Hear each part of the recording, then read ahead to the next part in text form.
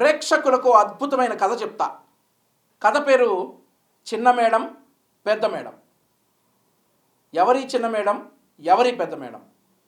చిన్న మేడం చేసిన పని చూసి పెద్ద మేడం ఇన్స్పైర్ అయ్యారా, లేక చిన్న మేడం గారు పెద్ద మేడం ఆ పని భవిష్యత్తులో చేస్తారని ముందే ఊహించి పెద్ద మేడం కంటే ముందు చిన్న మేడం ఆ పని చేశారా అనేది ఈ కథలో ట్విస్ట్ అనమాట. మీకు కన్ఫ్యూజ్ అవుతారు, జాగ్రత్తగా కథ ఫాలో అవ్వండి. కథలోకి వెళ్దాం. ఇది ఉమ్మడి గుంటూరు జిల్లా చిలకలూరిపేట నేషనల్ హైవే పక్కన ఉన్నటువంటి సాయి కార్తిక్ సిటీ సెంటర్. ఒక ఎన్ఆర్ఐ 20 సంవత్సరాలు అమెరికాలో కష్టపడి డబ్బులు సంపాదించుకొని తన సొంత ఊరైనటువంటి చిలకలూరిపేటలో ఈ సాయి కార్తిక్ సిటీ సెంటర్ నిర్మించుకున్నాడు. ఎంతో కష్టపడి తన జీవితాంతం సంపాదించిన డబ్బులన్నీ పెట్టి తనకున్నటువంటి స్థలంలో ఈ సాయి కార్తిక్ సిటీ సెంటర్ని ఆయన గ్రాండ్గా కట్టుకొని ఇలా ఈ విజయ్ డిజిటల్ వాళ్ళకి, ఆ తర్వాత కళ్యాణ మండపం, అలా దీన్ని డిజైన్ చేసుకున్నారు. అయితే 2019లో చిలకలూరిపేటకి ఒక సామంత రాణి వచ్చింది. ఆ రాణి గారి కన్ను ఈ సాయి కార్తిక్ సిటీ సెంటర్ మీద పడింది.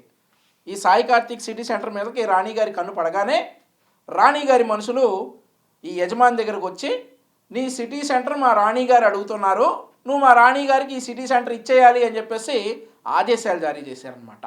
కానీ ఇక్కడ ఈ ఎన్ఆర్ఐ, నేను ఇవ్వను, అది నేను చాలా ఆశతోటి నా కష్టపడిన డబ్బులతోటి నేను కట్టుకున్నా కాబట్టి ఇది నేను ఇవ్వను అని చెప్పేసి ఆ యొక్క ఎన్ఆర్ఐ మన సామంత రాణి గారి మనుషుల్ని తిప్పి పంపించాడు.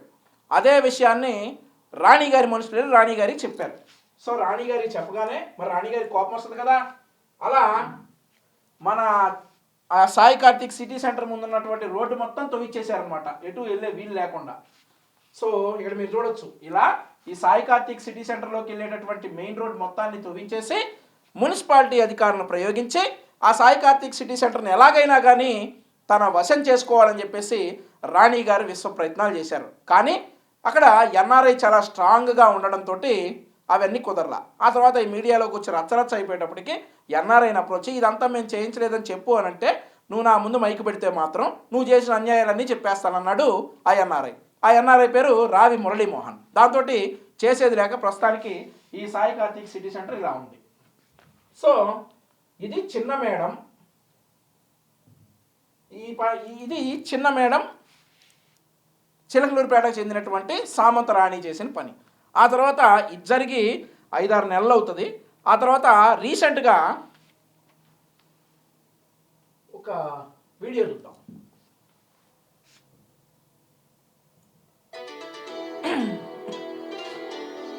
బాగుంది కదా ప్యాలెస్.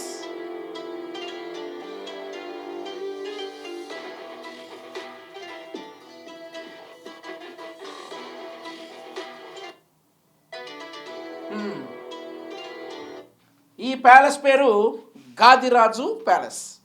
ఈ ప్యాలెస్ విశాఖపట్నంలోని ఆర్కే బీచ్ ఎదురుగా ఉంటుందన్నమాట. ఇది కూడా ఒక కళ్యాణ మండపం, అలాగే ఒక రెస్టారెంట్.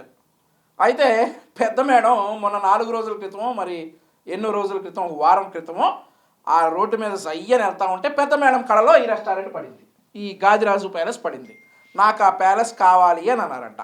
దాంతో పెద్ద మేడం మనుషులు వెళ్ళిపోయి ఆ ప్యాలెస్ యజమాని దగ్గరికి వెళ్ళి, ఈ ప్యాలెస్ మా రాణి గారు కావాలంటా ఉన్నారు కాబట్టి ఈ ప్యాలెస్ మాకు ఇచ్చేయాలి అని కోరగా, కుదరదు అని చెప్పేశాడు ఆ ప్యాలెస్ యజమాని.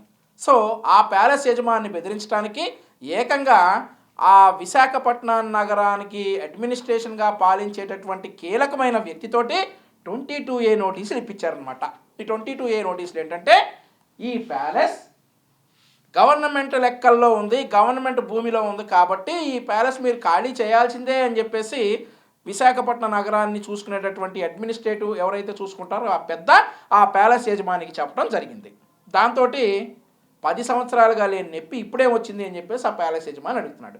ఏదైతే చిలకలూరిపేటలో మన చిన్న మేడం 5-6 నెలల క్రితం చేశారో, విశాఖపట్నంలో పెద్ద మేడం ఇప్పుడు చేస్తూ ఉన్నారనమాట. ప్రజలందరికీ ఇప్పుడు ఈ చిన్న మేడం ఎవరు, ఈ పెద్ద మేడం ఎవరు అనేది అర్థమైపోయి ఉంటుంది.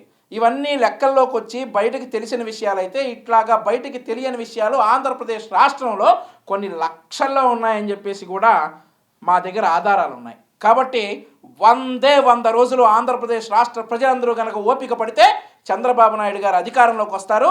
ఇట్లాంటి చిన్న మేడాలని, ఇట్లాంటి పెద్ద మేడాలని, వీళ్ళు చేసినటువంటి అరాచకాలన్నింటినీ బహిర్గతం చేసి ఎవడి ఆస్తులు వాడికి ఇప్పించే పని నారా లోకేష్ గారు చేస్తారని చెప్పేసి ఈ సందర్భంగా తెలియజేసుకుంటా ఉన్నా.